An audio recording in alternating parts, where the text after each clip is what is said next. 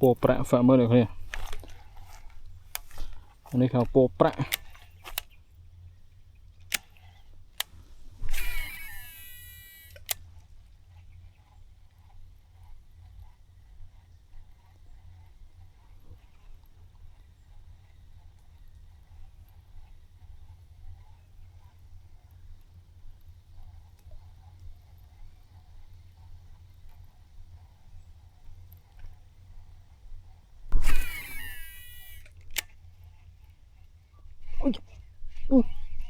chọp à?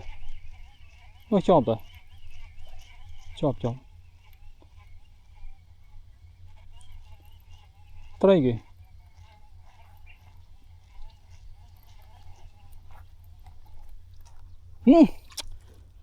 Phàm trời mà. Mình chọp trai nữa nha. Po prạ, cái này po prạ ban trai vậy. Ô.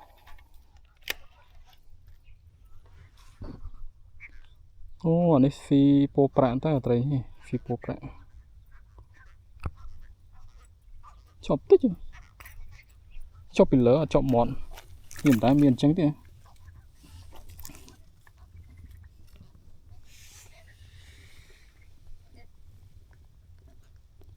Ô, thống. Buông bình po.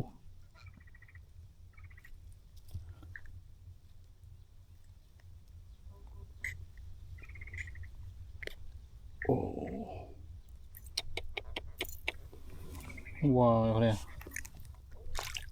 Rồi.